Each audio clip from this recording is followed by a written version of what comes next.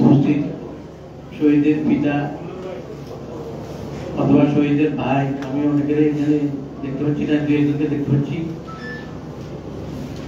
আসসালামু আলাইকুম রহমতুল্লাহি ওয়া বারাকাতুহু। আমরা শহীদ পরিবার হাজারো রক্তের বিনিময়ে এই অবস্থান কি চেয়েছিল?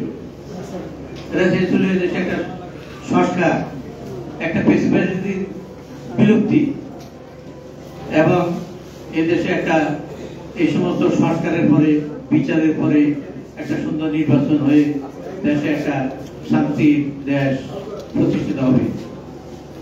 কিন্তু অত্যন্ত দুঃখের বিষয়, আমরা 5ই আগস্টের পরেই আমরা যা দেখতে শুরু করেছি, এটা আপনারা দেখতে পাচ্ছেন। বিগত ফ্যাসিস্ট সরকারকে যারা ইন্ধন দিয়েছে বিভিন্ন থানায়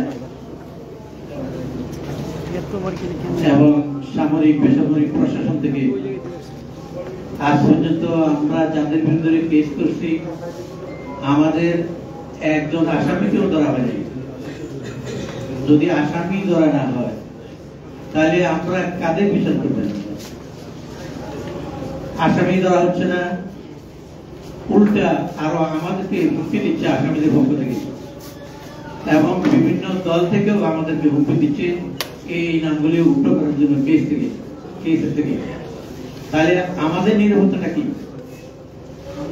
আরো দুঃখের বিষয়, জুলাই বিপ্লবে, জুলাই গণ অভ্যুত্থানে যারা শহীদ পরিবার, আহত পরিবার, এই সমস্ত লোকদের বিরুদ্ধে শুধু কেস করার দায়িত্ব শুধু আমাদের।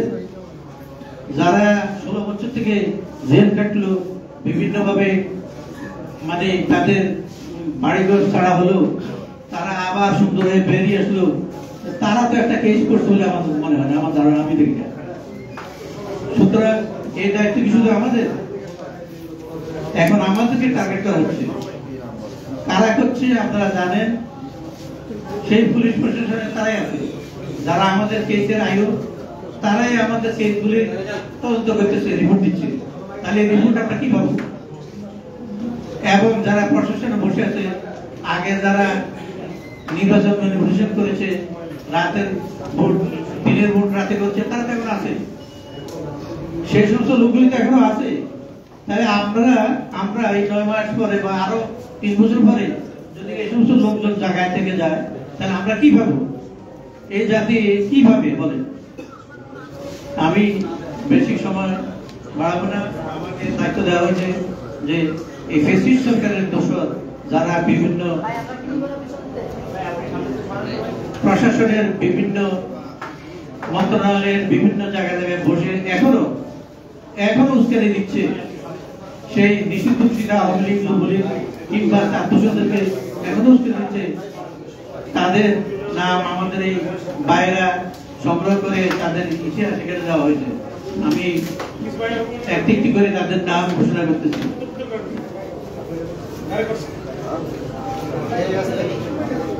এক নম্বর হলো নামুল আজহার, ওনার নাম্বার হলো 5963, উনি সচিব পানি সম্পদ মন্ত্রণালয়।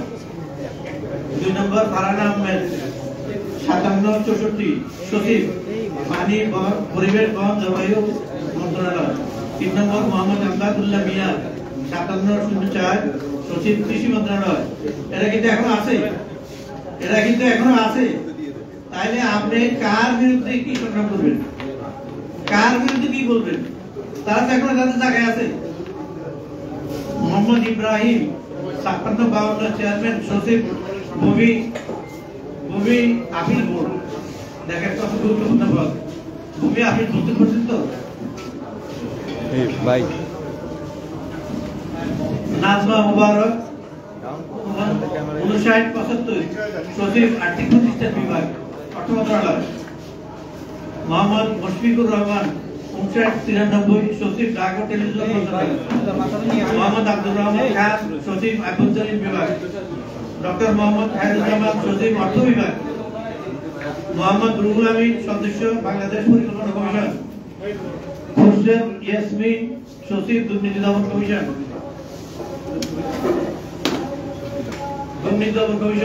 উনি এখন আছেন।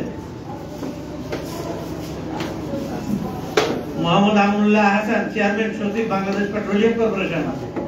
সাইদ মাহমুদ খান, রেক্টর সচিব বিপিএটিসি। মোহাম্মদ মোকাব্বির হোসেন, সিনিয়র সচিব বিজ্ঞান ও প্রযুক্তি। মোহাম্মদ সাইদুর রহমান, সচিব স্বাস্থ্যসেবা বিভাগ। ডক্টর মোহাম্মদ শহীদুল্লাহ, রেক্টর সচিব জাতীয় উন্নয়ন প্রশাসন একাডেমি। 16 নম্বর ডক্টর মোহাম্মদ উমর ফারুক, রেক্টর সচিব বাংলাদেশ সিভিল সার্ভিস প্রশাসন একাডেমি। এইচএম শফিকুজ্জামান, সচিব শ্রম মন্ত্রণালয়।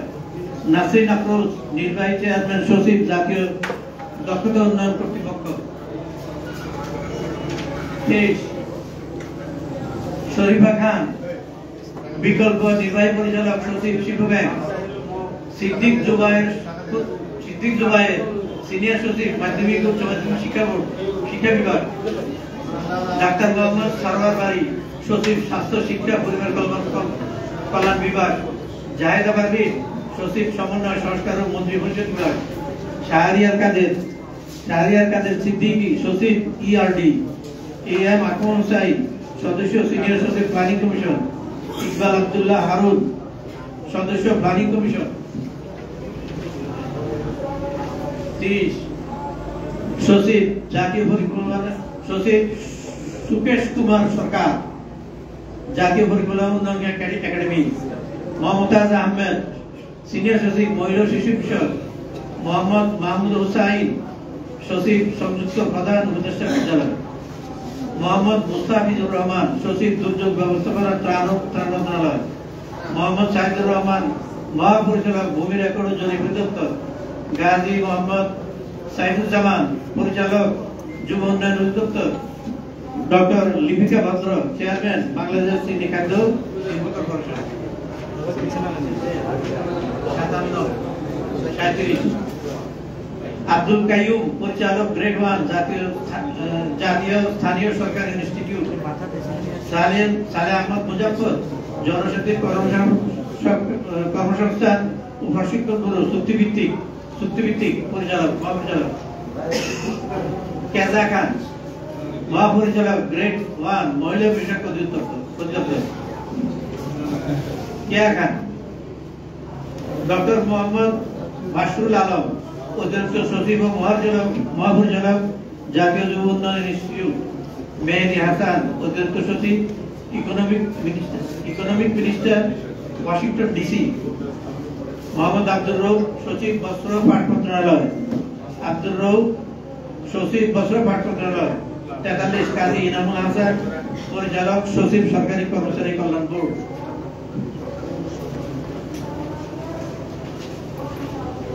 44 মফিদুর রহমান, সচিব সাংস্কৃতিক বিষয়ক মন্ত্রণালয়। এই 44 জনের নাম আপনাদের কাছে আসছে, আরো হয়তো অনেকে আছে, ওনারা ওনাদের কষ্ট করে এগুলি বের করছে। এটা বের করে কিন্তু সাহিত্যিক কথা না, কত ত্যাগের পরে এই নামগুলি এখানে আসছে। আমি ধন্যবাদ জানাচ্ছি এই কষ্টসাধ্য কাজটি করে জাতির সামনে উন্মুখ করার জন্য। এবং আমি আরো অনুরোধ করবো, সাংবাদিক ভাইয়েরা তো সবই জানেন, ওনারা হয়তো প্রকাশ করতে ভয় পান কিংবা চাপে থাকেন, তবু অন্তত পরকালের ভয় চিন্তা করে, এই শহীদের কথা চিন্তা করে আপনারাও দয়া করে পরকালের মুক্তির জন্য আপনাদের দায় এড়াইতে পারেন না। সুতরাং আপনারা দয়া করে আরো তথ্য দিয়ে বাংলাদেশের মানুষকে জানাবেন কারা এই অভ্যুত্থানের পিছনে জড়িত, কারা এর পিছনে কলকাঠি নেড়েছে। অবশ্য তারা এখনো তাদের জায়গায় বহাল আছে, তাদের ভিতরে কোনো শাস্তির ব্যবস্থা এখনো নেওয়া হচ্ছে না। তাদের কোনো কেসও নেই, কোনো কেসও নেই তাদের বিরুদ্ধে, কোনো অভিযোগ নেই তাদের বিরুদ্ধে, অথচ তারা এই সরকারকে তখন পরিচালিত করছে। ধন্যবাদ সবাইকে। আসসালামু আলাইকুম।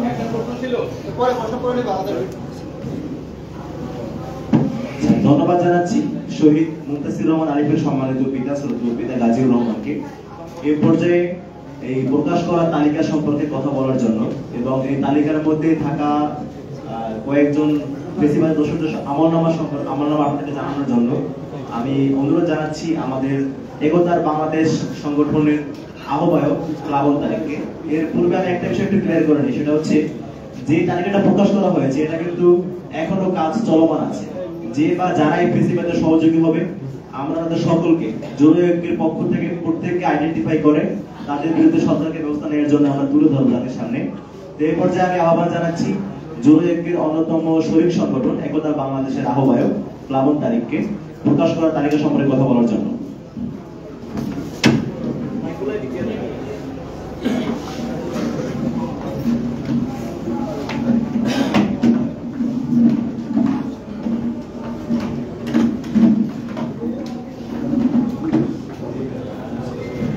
ধন্যবাদ জানাচ্ছি জুবাইরকে আমাকে সুযোগ করে দেওয়ার জন্য। আমার নাম প্লাবন তারিখ, আমি জুলাই আমার সংগঠন একতা বাংলাদেশের প্রতিনিধিত্ব করছি। সম্মানিত সাংবাদিক দ্বারা আমরা এখানে প্রাথমিকভাবে 46 জন গুরুত্বপূর্ণ পদে থাকা 44 জন গুরুত্বপূর্ণ পদে থাকা যারা আওয়ামী ফ্যাসিস্ট আমলে যারা বিভিন্ন সুযোগ সুবিধা নিয়েছেন এবং পতিত সরকারকে, পতিত আওয়ামী লীগ স্বৈরাচারী সরকারকে স্বৈরাচারী হওয়ার জন্য গুরুত্বপূর্ণ ভূমিকা রেখেছেন। আপনারা জানেন যে বিগত সরকার প্রশাসনকে কাজে লাগে, বিশেষ করে যারা সিভিল প্রশাসন যারা ছিল এবং পুলিশ প্রশাসন যারা ছিল তারা ভূমিকা রাখতে পারে নাই এবং তারা সরাসরি দলীয় কর্মীর ভূমিকায় অবতীর্ণ হয়েছিল এবং তাদের মধ্যে থেকে আমরা দেখেছি যে পতিত ফ্যাসিস্ট সরকারকে ফ্যাসিস্ট বানানোর ক্ষেত্রে তারা সবচেয়ে বেশি ভূমিকা রেখেছেন। আমরা যে 44 জনের নাম তালিকা প্রকাশ করলাম তাদের কয়েকজনের ব্যাপারে আমরা একটু উদাহরণ দিতে চাই যে আসলে কেন আমরা তাদের নামটা প্রকাশ করলাম। আমাদের প্রথমেই আছেন নাজমুল হাসান। আপনারা জানেন যে সাতক্ষীরায় একসময় মার্ডার কিলিং হয়েছিল, প্রায় 20 জনকে হত্যা করা হয়েছিল এবং এটা সেই সময় উনি সাতক্ষীরা ডিসি ছিলেন এবং ওনার নির্দেশে বুলডোজার দিয়ে বাড়ি ভেঙে ফেলা হয় এবং কয়েক 20 জন মানুষকে ক্রস ফায়ারে ওনার নির্দেশে খুন করা হয়। এরপরে প্রচুর মানুষকে নির্যাতন করা হয় এবং উনি আওয়ামী লীগ মতাদর্শের কঠোর সমর্থক এবং বিভিন্ন সময় বিভিন্ন গুরুত্বপূর্ণ সরকারের গুরুত্বপূর্ণ দায়িত্ব পালন করেছেন এবং দুর্নীতির সাথে জড়িত এবং তার ব্যাপারে পত্র পত্রিকায় অনেক লেখালেখি হলো, ইতিমধ্যে সরকার কোনো ব্যবস্থা গ্রহণ করে। আমি কিন্তু একজনের নাম বললাম, আর দু একজনের নাম বলবো। সেটা হচ্ছে এইচ.এম. শফিকুজ্জামান। ইনি হচ্ছেন আওয়ামী লীগের মধ্যপুষ্ট এবং তিনি একজন দুর্নীতিবাজ সচিব, বর্তমানে শ্রম মন্ত্রণালয়ের দায়িত্বে রয়েছেন এবং ইনি সাবেক ফ্যাসিস্ট সরকারের বাণিজ্য মন্ত্রী টিপু মুর্শিদ অত্যন্ত আস্থাভাজন ছিলেন। 2018 সালের যে রাতের ভোট হয়, এই ভোটে কয়েকজন পলিসি মেকার ছিলেন এইচ.টি. ইমামের নেতৃত্বে। এই কয়েকজন এই ভোটের যে পলিসি মেকার ছিলেন, এই পলিসি মেকারদের মধ্যে ইনি একজন ছিলেন এবং ছাত্র আন্দোলনের সময় ইনি সম্পূর্ণ বিপক্ষে ছিলেন এবং আমরা জানি না কেন বর্তমান সরকার তাকে পর্যায়ে রেখেছে। উনি আরেকজন লাস্ট একজন ব্যাপারে আমি আমাদের বলতে চাই, তিনি হচ্ছেন বর্তমানে সরকারের সংস্কৃতি বিষয়ক মন্ত্রণালয়ের সচিব হিসেবে মুজিবুর রহমান। ইনি হচ্ছেন জনপ্রশাসন মন্ত্রণালয়ের যুগ্ম সচিব ছিলেন। মুজিব 17 বর্ষের সময় তিনি একটা বই লিখেন, যে বইয়ের নামটি হচ্ছে শতবর্ষে মুজিব হৃদয় মরণে এবং এই বইটি উনি এমন ভাবে লিখে সরকারকে উপস্থাপন করেন, এক করে দাবিদারি করেন এবং বইয়ের মধ্যে আসলে তেমন কোনো তথ্যপত্র ছিল না, বালামট গল্প দিয়ে এটা করেছেন এবং বইটিতে তিনি দক্ষ মানব সম্পদ উন্নয়নের বঙ্গবন্ধুর দর্শন, আসলে দর্শন কিরকম ছিল, কারা কোন ধরনের দর্শন দিয়েছে এই সময় কিন্তু আমরা সবই বুঝতে পারি। এগুলো হচ্ছে মানে দাবিদারি করতে করতে এমন একটা পর্যায়ে চলে গেছে, বিভিন্ন ধরনের বই লেখা। আমি সকল লেখকদের প্রতি সম্মান জানাই, তারা সবাই লিখুক, কিন্তু এই বিশেষ করে এই ব্যক্তির ব্যাপারে আমি বলতে চাই, সেটি হচ্ছে আপনারা জানেন যে বৈষম্য বিরোধী কর্মচারী ফোরাম নামে একটা ফোরাম আছে। তারা 4 এপ্রিল 2025 সালে একটা আন্দোলন করে তার বিরুদ্ধে আন্দোলন করে এবং সেখানে সেই সংগঠনের সভাপতি আব্দুল খালেক একটা প্রেস বিজ্ঞপ্তিতে উল্লেখ করেন যে উনি 15তম বিসিএস ক্যাডারের একজন কর্মকর্তা ছিলেন, যিনি আওয়ামী সরকারের সরাসরি সুবিধাভোগী কর্মকর্তা এবং তাকে 10 এপ্রিল সংস্কৃতি মন্ত্রণালয়ের সচিব বানানো হয়েছে। ইনি আওয়ামী লীগের বিভিন্ন পেশাজীবী সংগঠন এবং বিভিন্ন পেশাজীবী সংগঠন, সাংস্কৃতিক সংগঠনের পক্ষ থেকে তার পদত্যাগের দাবি ওঠায়, কিন্তু বর্তমান সরকার এখনো সেটা শোনেনি এবং ইনি আমি আর একটু বলতে চাই, সেটি হচ্ছে যে স্বৈরাচার আমলে বাংলাদেশ টেলিভিশনের মুজিব ও আওয়ামী লীগ বন্দর অনুষ্ঠানের সঞ্চালক হিসেবে বেশ কিছু দায়িত্ব পালন করেছেন